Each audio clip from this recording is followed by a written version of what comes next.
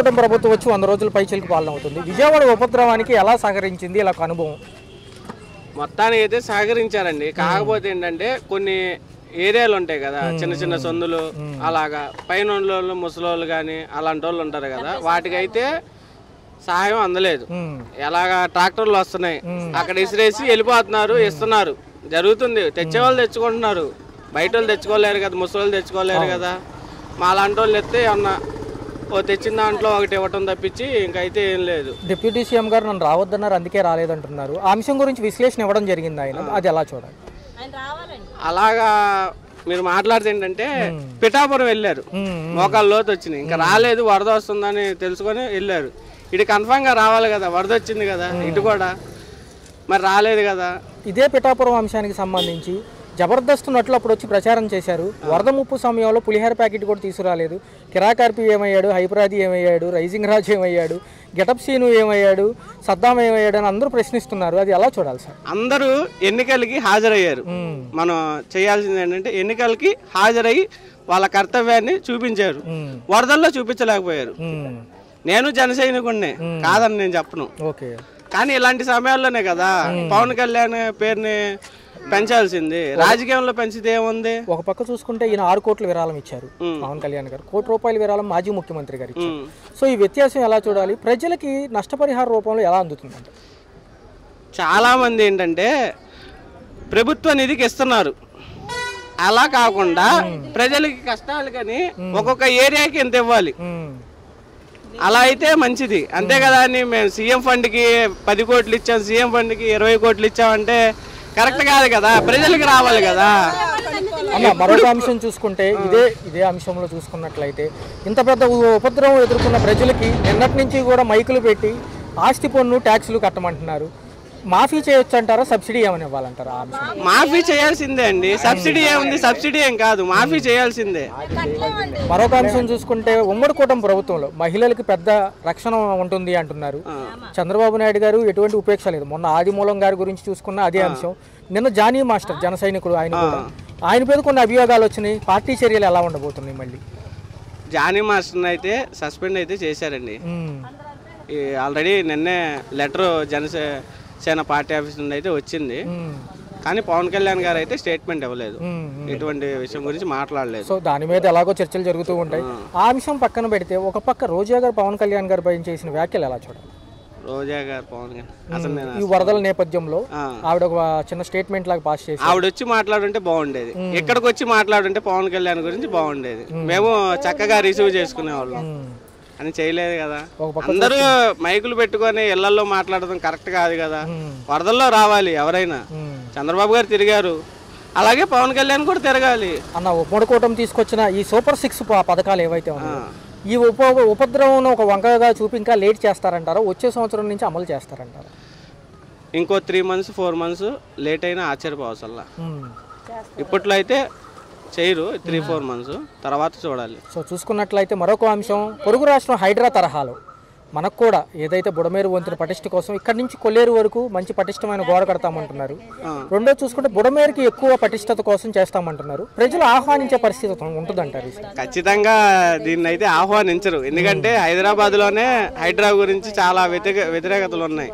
ఇక్కడైతే ఇంకా అసలు ఒప్పుకోరిల్లు.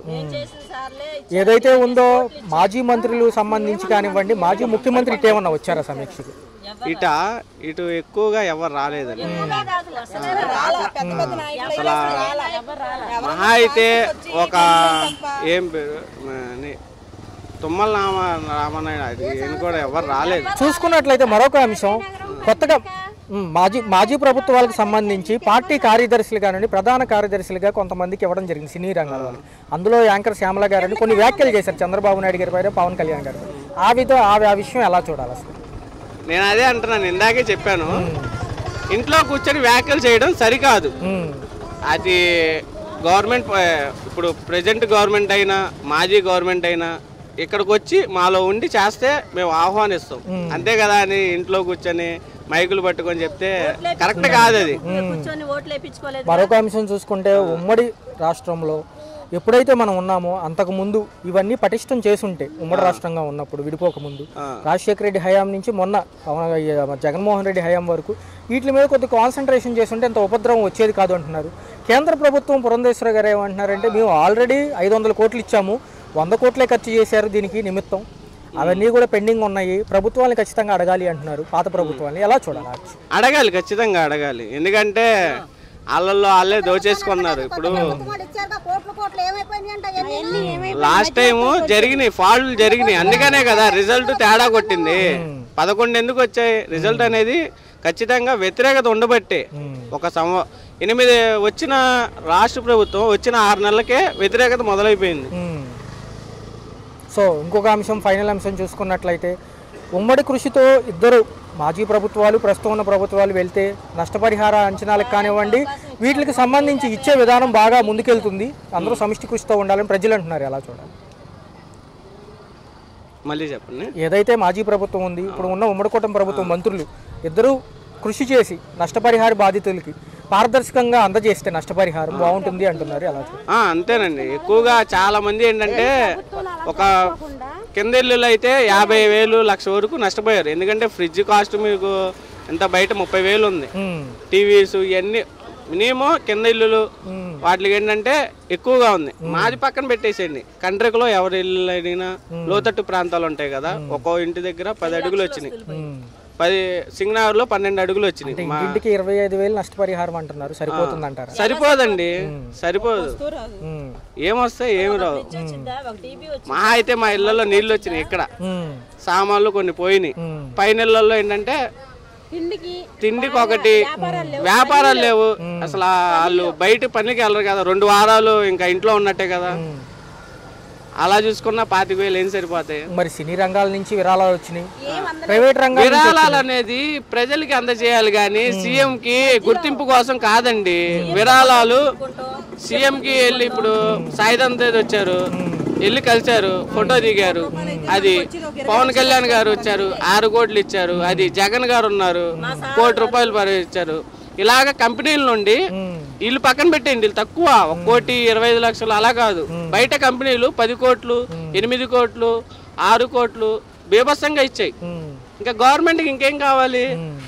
ఇవ్వాల్సింది ప్రజలకు ఇవ్వాలండి. ఎప్పుడైనా వీళ్ళు పేరు కోసం సీఎం దగ్గరికి వెళ్ళి నేను కలిసి వచ్చి ఎంత చెక్ ఇచ్చారు, నేను అంత చెక్ ఇచ్చా అంటే కరెక్ట్ కాదు. అది విజయవాడకు సంబంధించిన కృష్ణలంక రిటైనింగ్ వాల్ చాలా మంది 3 లక్షల మందిని కాపాడింది అంటున్నారు. సో అదొక అంశం ఎలా చూడాలి? కాపాడినట్టేనండి. 100%, 100కి 200% రిటైనింగ్ వాల్ కాపాడింది.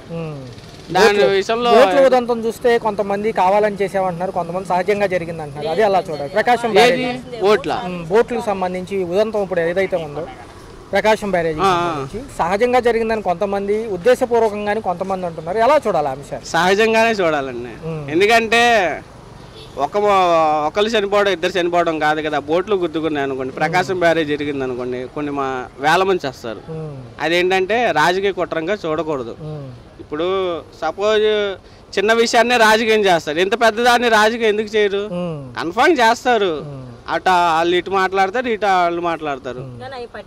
సార్ సుమారు అన్ని పరిస్థితులు తేరుకొని అందరికి పనులు దొరికి సహజ స్థితిలోకి రావడానికి ఇంకా ఎన్ని రోజులు పడుతుంది? ఇంకో 1-2 నెలలు పట్టిద్దండి. ఎందుకంటే మొత్తం దెబ్బతిన్నాయి కదా, ఈ సింగనగర్, కండ్రిక, పాయకాపురం, నొన్న అన్ని చాలా దెబ్బతిన్నాయి. ఇంకో 2 మంత్స్ అయినా పట్టినా ఆశ్చర్యపోవసల్లా.